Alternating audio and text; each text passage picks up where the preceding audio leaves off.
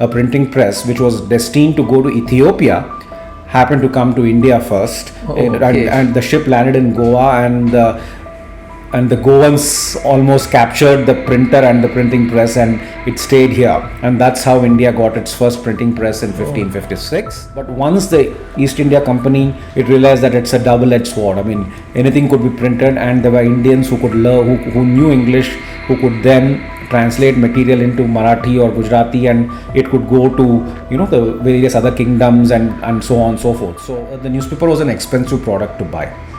Okay, so if it would cost you half a rupee. I mean, that sounds minimal now, but if you could just multiply it by 1,000, I mean, it would be for 500. I mean, the equivalent would be paying 500 rupees for a newspaper today. Okay, so what would happen is one newspaper would be bought, and there are records which suggest that it was read by 50 people.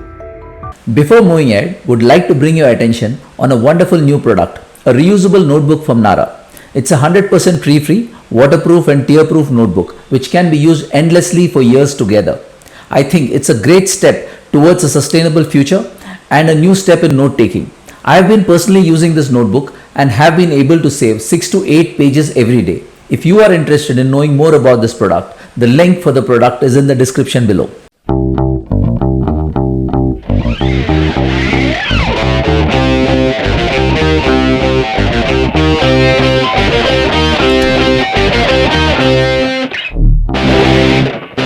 So lovely, Murali.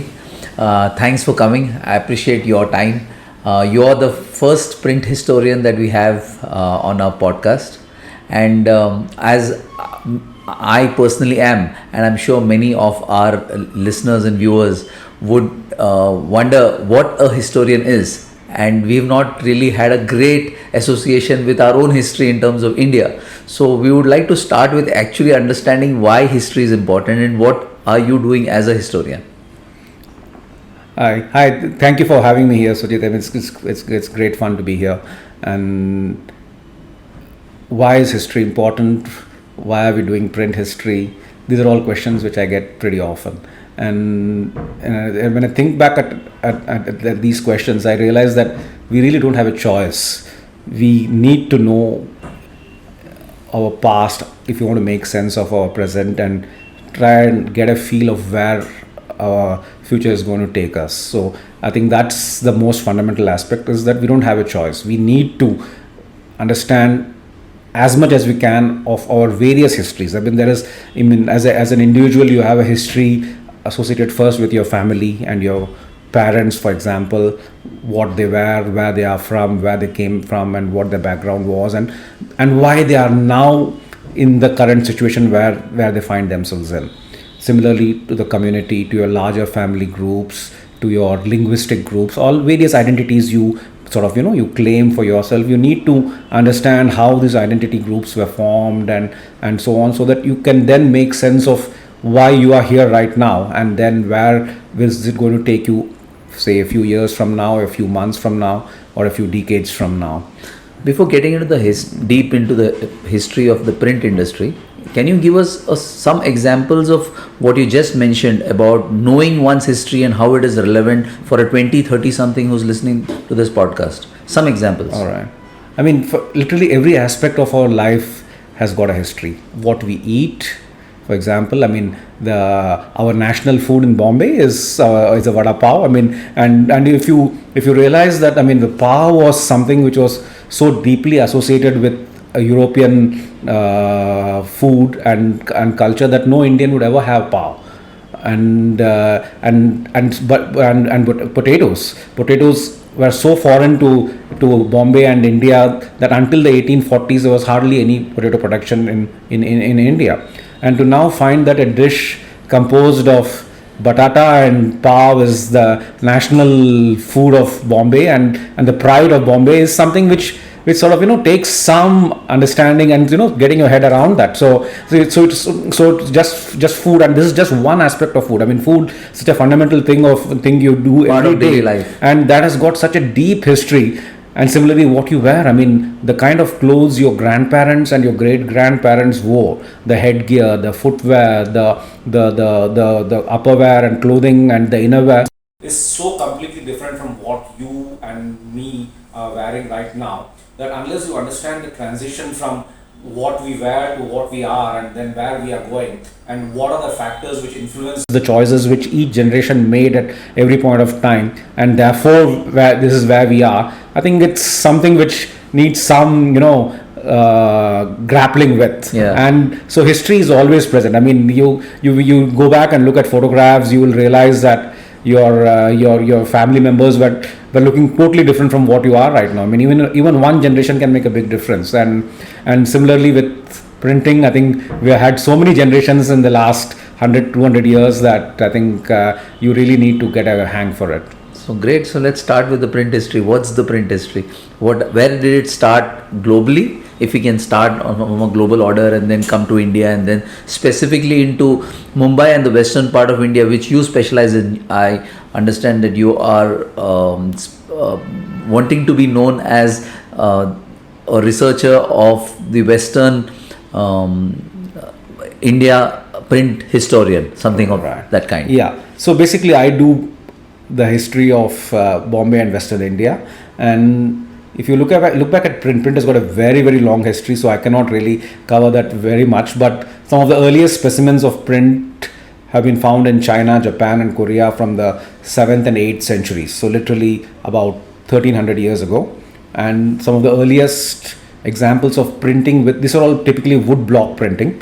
And some of the earliest examples of printing using types, that is movable types, is also it's almost about 1000 years ago. So you have metal types which are still available in Korea from they say the 1300s. So the mainstream history of Western printing, which starts with Gutenberg, is literally about 100 years after metal types were made in China and Korea.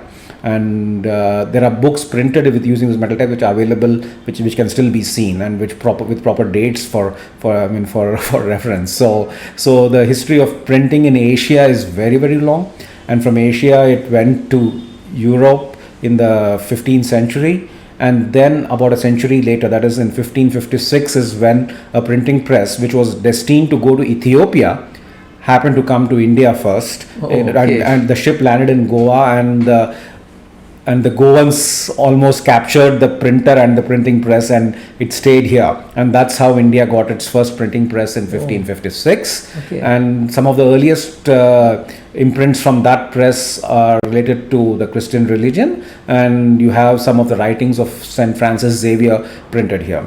But perhaps the most important and let's say the most interesting earliest book to be printed in India is the Simples and Colloquies of India, which is basically the sort of a herbal book on herbals and plants of India, written by a Portuguese physician called Garcia da Horta, which was published in 1563 from Goa. 1563. Yeah, so so we have it is a proper book. It's a proper book of 400 pages. 400 pages, and it's quite a big, quite an accomplishment even from the European perspective. And it achieved quite a lot of celebrity. It was reprinted in Portugal soon after, and it has been studied and well documented for a long time. So you have literally almost 460 years ago the printing which is still being studied. And then, but you have a long hiatus after that. I mean, you had prints in various little pockets of India, in Cochin, in Tranquebar by the Protestant missionaries, in Danish missionaries, which happened in the early 1700s. But literally, you can say that our printing in the metros, the main three presidency towns of Chennai, Kolkata and Mumbai, that is which is called Madras, Calcutta and Bombay, starts from the 1780s and the 1790s, and which is when printing really begins to pick up some speed and it acquires some mass. And then by 1790s, printing in Indian languages, that is, you had to have specially designed types.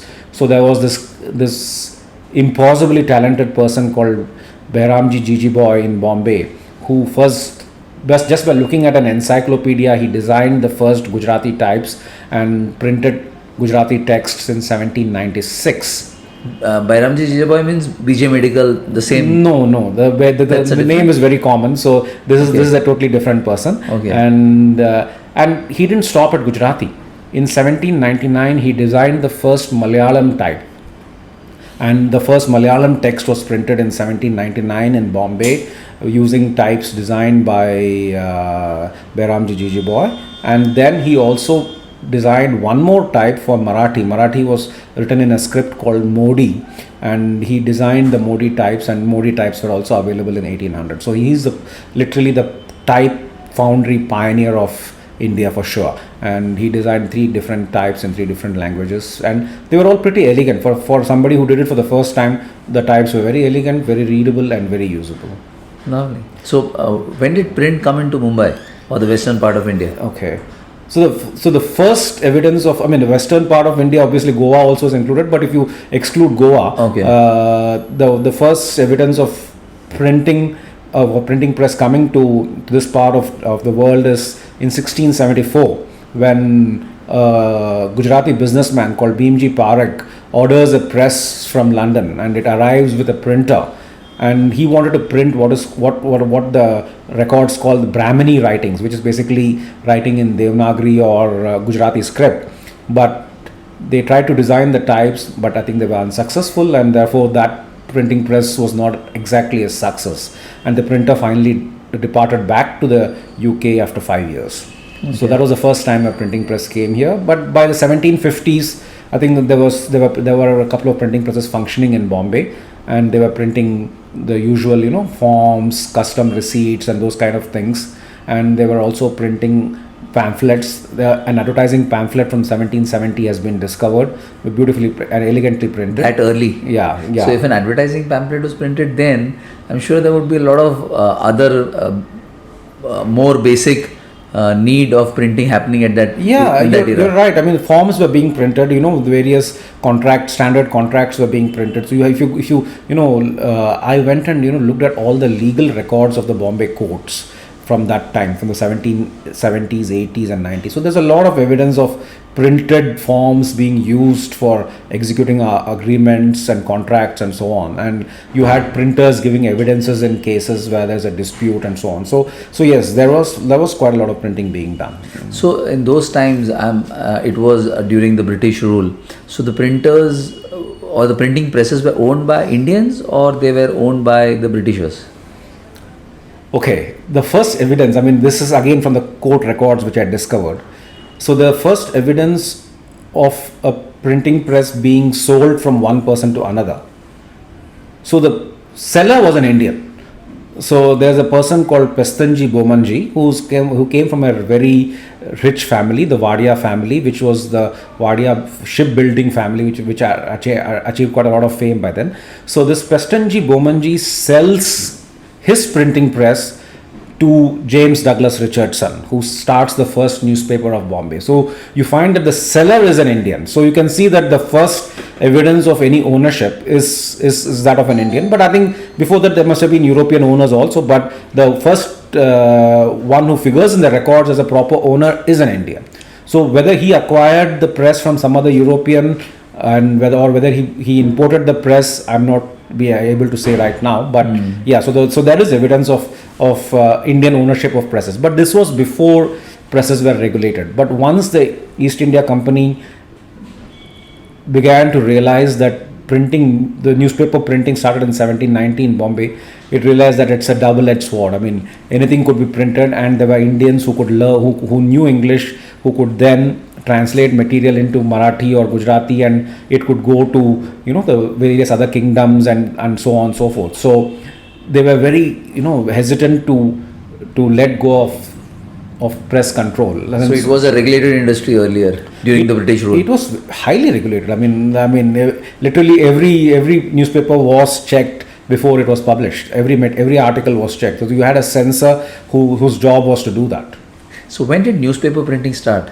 I mean, was printing in that era started for newspapers, or it started for printing the kind of receipts that you mentioned, or some other kind of work? See, I think the presses for doing job work were already existing by 1790, but the start of newspapers in Bombay in 1790, certainly given impetus to the press, because then you could have a certain size, you could have bigger presses, because you had to print what was the midday, our newspaper midday, that kind of size that was used for these papers. So they were weekly newspapers. There were two of them, Bombay Herald and the Bombay Gazette. Both of them started approximately in June 1790, and so that certainly gave an impetus to the printing industry in Bombay. Were they the first newspapers? Yeah, they were the first newspapers from Bombay. Of course, you had newspapers in Calcutta from 1780, and again in Chennai from the 1780s. The Madras Courier, the Calcutta had a lot of other press of newspapers by then. Give us a sense of a little bit about the newspaper history in terms of the printing, because that's where the earlier printing most people see in a house or as a child. First, पहली बार printing देखते हो आप. See, newspapers, as in papers which carry news, is not. I mean, before they were printed, you had handwritten newspapers. Oh, is it? Yeah. So for example, India had a very long tradition of handwritten newspapers. Akhbar. The word Akhbar itself is a plural of whatever khabar, and it sort of there were, each princely court would have a newspaper being written by various people they were called Vakya Navis. Vakya means what has happened, and Navis is a writer. So they would be account writers who would be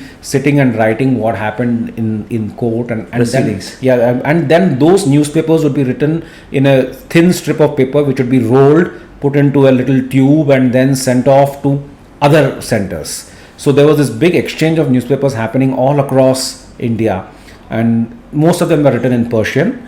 And so, for example, the Bombay newspapers in English in the 1790s relied on these akhbars for their news of India. So they would translate from Persian into English and get their news about what's happening in, say, in Pune, Mysore, in Ahmedabad, or wherever else there were Indian courts. So there's a long tradition of newspapers in India, but printed newspapers obviously started with English. And for literally 3 decades, from 1790 to 1820, there were 2 newspapers in Bombay. Both of them were weekly. One published on Wednesday, other on Saturday. So basically, you could subscribe to both of them, and you would sort of be up to date all the time. And it was only in the 1820s that newspapers in Indian languages started. So the first Indian language in which a newspaper was printed in Bombay was in Gujarati, and that was the Mumbai Samachar. And it's an amazing thing that this newspaper continues to exist. Now it's the 202nd second year now, which is happening from 1822 to now 2023-24. So that newspaper has survived for 200 years. It's a Gujarati newspaper. It's a Gujarati newspaper now daily, and it's a mainstream Gujarati newspaper even now. So that was the first newspaper to be published from Bombay in Indian language. And then you had the Mumbapur Vartaman, which was the first newspaper to be published in Marathi from 1828. And then you had a few other newspapers as they came along, more Gujarati and more Marathi newspapers. Every 3 or 4 years, somebody new would start, somebody would fail, because they were all pretty short-lived. Many of them were very short-lived, but that's how the newspapers started in Bombay. Interesting. So, according to you and your research, what is the kind of impact that the print industry has had on the Indian diaspora or the Indian subcontinent as people in their daily thoughts? Has it impacted in So, for example, if you see the early newspapers, the newspaper was an expensive product to buy. Okay, so if it would cost you half a rupee. That sounds minimal now, but if you could just multiply it by 1,000, it would be for 500. The equivalent would be paying 500 rupees for a newspaper today. Okay, so what would happen is one newspaper would be bought, and there are records which suggest that it was read by 50 people. Okay. So the minute the newspaper started, they were really picked up by a large section of the Indian population. For example, one of the early newspapers in Marathi was called the Mumbai Darpan. Okay, it was started in 1832, and after 6 months, it actually published a note on the newspaper which said, "We will no longer publish any letters praising ourselves." because they got such huge feedback from the reading public, which was totally delighted by the fact that a very decent, elegant and well thought out Marathi newspaper was being published, that they were getting so much fan mail that they had to actually put out a note which said that no more of these letters to the editor will be published if it praises us. So that is the kind of impact which those papers had. But having said that, again, I think that the impact was at the very elite level. I mean, these are all people. I mean, the literacy levels were very low, and very few people could afford newspapers. So let us say, assume at the top levels, it made an impact immediately, and a lot of people were writing letters to the editors. A lot of people were subscribing, and there were more readers than buyers. I mean, by a factor of 50 or 100. And papers would be read not just on the day they were published, but they would be read literally weeks and months afterwards also. And they would be preserved properly. They would be bound into volumes. So they were all literally, very, very exclusive property, and they would be well treasured. So they had an impact, but the mass impact took a long time. I think that comes much later. Yeah. So, I don't know if it's really relevant, but the question comes to my mind, so I ask. India was called Sone ki Chidiya in some era, if at all. We don't know our history as much. So, in your research from the 1500s that you have been doing, have you seen any kind of relevance with regards to the print industry, in terms of, did we have that kind of impact, or we were always a poor country right from those eras when the Britishers came in or the Portuguese came in earlier? This is well beyond my field of expertise in terms of talking about the history of India's economy. So I can't really answer that question. But the reason I asked is, you mentioned that it was the print was only for the elite, right? And they were not percolated into the masses. So I was just trying to get a slight understanding, was how were we in that time frame, where we like only the 1% in the top, or see the disparity of income which we see now in India. I think it existed even 500 years ago, and maybe even more so. I mean, I'm not really, fair enough. But I think the disparity of income and the spread of wealth, the disparity which you see now, which is, I think, astounding, I think persisted even 500 years ago. So I think that there is no getting away from that. And I think the disparity of wealth was a universal phenomenon, but the vast differences which you see in India now also existed even. It was always there. Just wanted to understand more from the printing very much eyes as well, because print took a lot of volumes across, and to, as you mentioned, 50 people, 100 people used to read that. Absolutely. So, and then there were also people reading too. I mean, if you didn't know how to read, then you were read to. I mean, you could have a sabha under the tree, and in a village or in a community, and one person would read. For example, a young boy of, let's say, 10 or 12 would be reading it out, because he goes to school, he can read it. Correct. And the other community members cannot. Correct. So they would be listening and he would read it out. So that would also happen. Correct. So there was one reader and many listeners. Yeah, these were the nuances that I was absolutely. Yeah. So that always happened. Yes. And there are reports which actually say that this is how we are doing it. Interesting.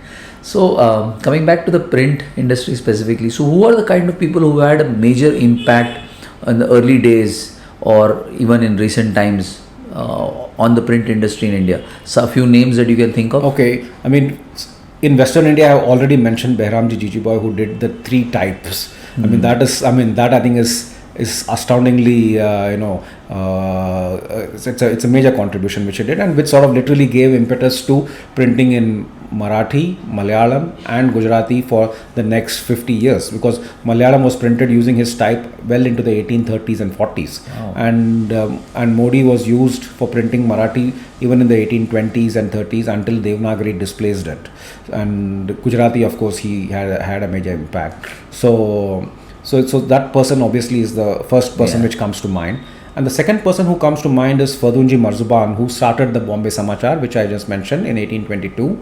So he again reinvented what Behramji Jijiboy did by casting a fresh set of types designed by himself, and it was basically a family enterprise where all his daughters and his wife would sit and file away the types, the punches, the punches you need to make the types. They would do it at home, and then he would cast it and prepare the types, and he started his printing press in 1814, printed a few fairly important books in the next 10 years, and in 1822 he started the first, as I mentioned, the first Gujarati newspaper in Bombay, and he continued to work in the printing arena until his death in 1847, and he literally edited, translated, published, amended, corrected, wrote books, literally 40 or 50 books he did in his lifetime, and he founded 3 different printing presses in his lifetime. So he is certainly a major figure of printing if you want to talk about Indian printers.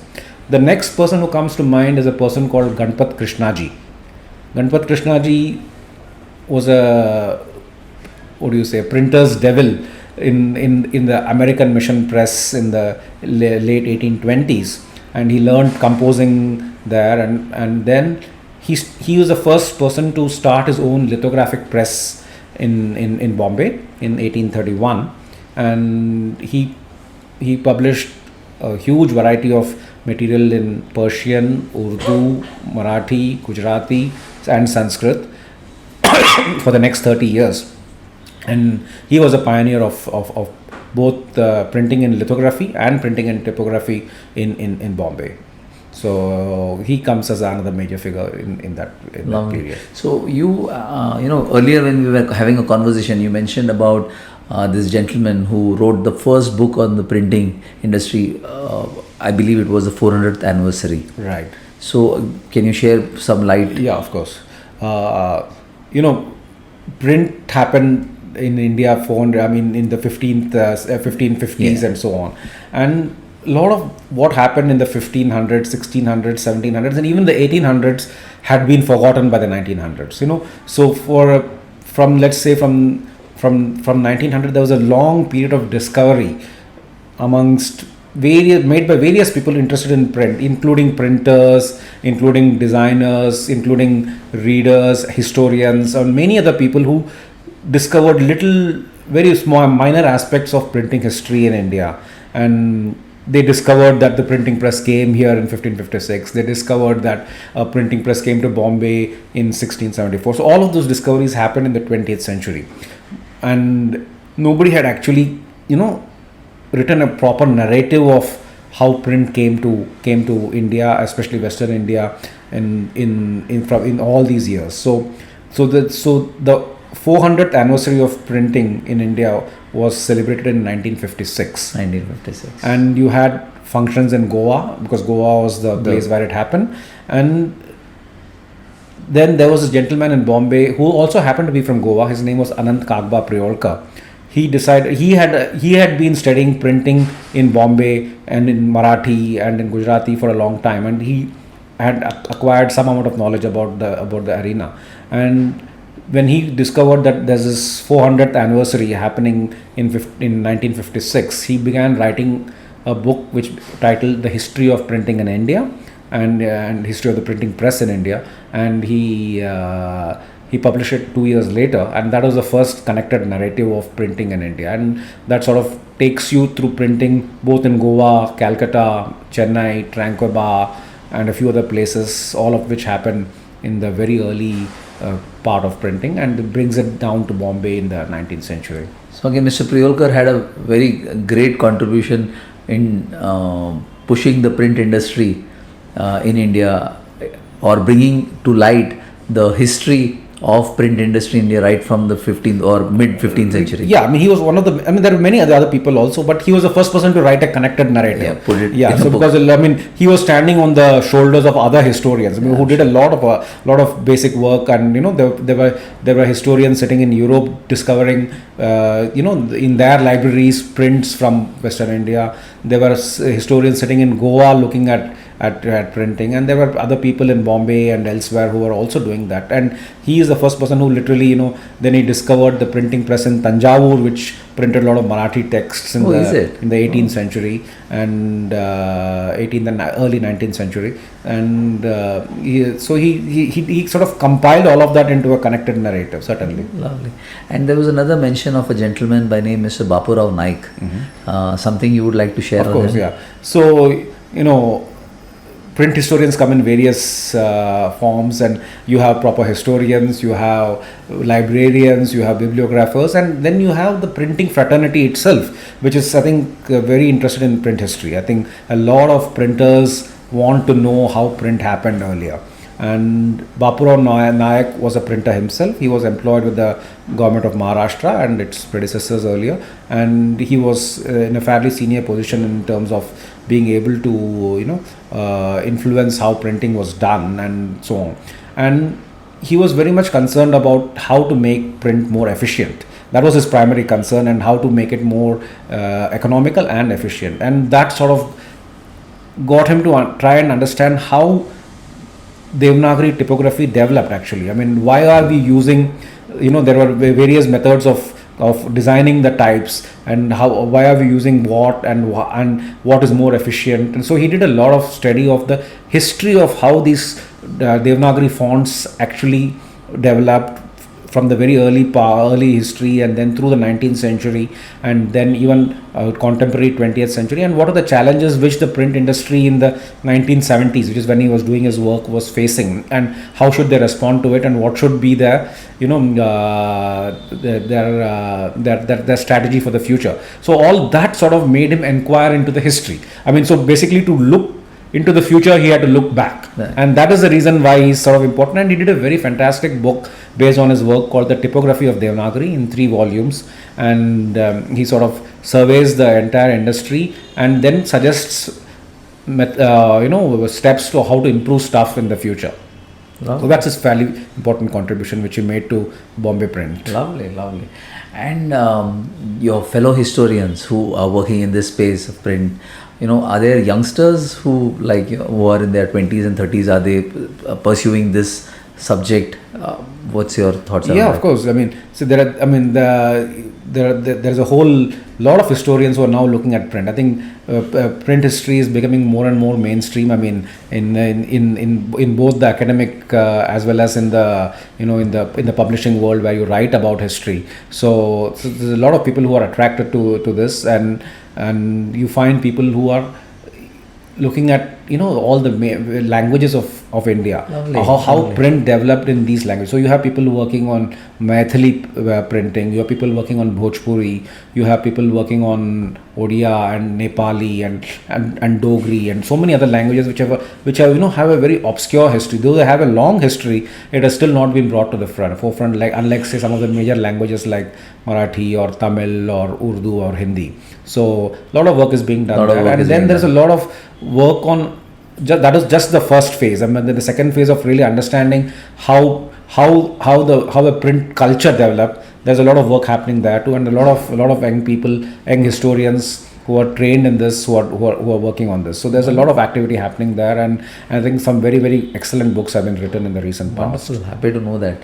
I mean, that's something I'm sure like me, many people would be unaware of, and that was the reason that I asked you of what's the kind of work happening with other historians. I think there's a lot of work going on in terms of, looking at even, for example, there's a fantastic book on the first newspaper from Calcutta, the first printed newspaper from India called the Hickey's Gazette, and that was written by a young historian called Andrew Otis, and that's a fantastic book, for example, which comes to mind. Super. And you're doing some great work around the print museum. So would you like to share something around what's happening on that front, and when can we see the light on the print museum in India? Right. I think the first museum, we don't have anything else. Yeah. So for a country which boasts of printing history of almost 500 years, it is a shame that we we just don't have any museum. As there are stray exhibits. For example, there is a museum in Cuttack which is a print museum, which is actually when they modernized, the government printing press was modernized in Cuttack, they managed to save a lot of the material, so they have displayed it in a reasonably good manner. I mean, maybe a common man will not be enthused, but a print historian certainly will be. But I think they can certainly improve, but I think it's a good start which they made there. Other than that, I can't think of any other museum which sort of is focused on print. There are, for example, some printing presses displayed here and there, but with no context actually. So I think there is a crying need for many print museums in India. Practically every print center, there are at least 15 to 20 print centers in India, and they all need print museums, not one but maybe many. And Bombay certainly has room for quite a few museums, because there's such a long history of print, and there's such a concentrated history of print in Bombay and in Western India. So I've been trying to drum up enthusiasm for this concept, and there's been a lot of positive feedback from printers, from academicians, from historians about the fact that yes, we do need a print museum for the city. And there has been some movement. We have been trying to work with the print industry itself, I think, which is I think should be the main player in this thing. There are stakeholder. Yeah, absolutely. They are the stakeholders, and they should be doing something about it. And I'm hopeful that the Bombay print industry will sort of get its act together, and we should have a museum in the years to come. I can't think of a time frame right now, but I think space is a major constraint in a place like Bombay. And if we can overcome that constraint, I think we can have something pretty soon and pretty fast. So as we speak, is space the major constraint, or is there something? I think the first thing is space in a proper location which can generate reasonable amount of footfalls. I think that is the primary constraint, and we're hopeful that maybe the government will allot something, or maybe we can get something else from a benefactor who's into print. Those are the two options we have.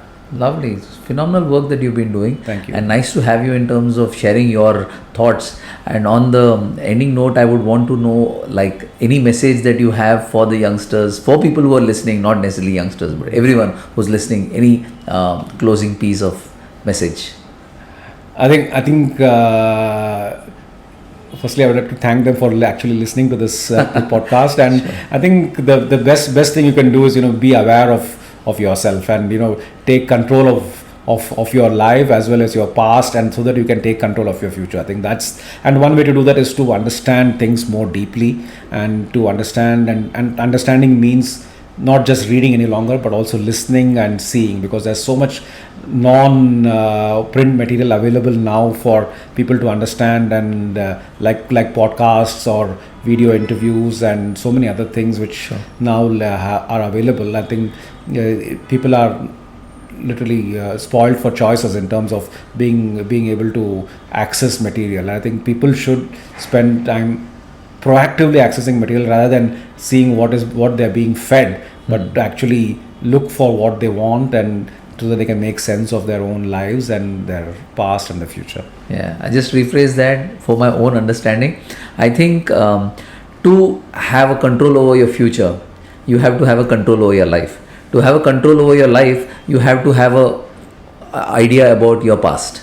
And if you not know your past, you'll never be able to reach there. So I think and knowing your history is the only way to have an idea about your past and control your future. Very well said.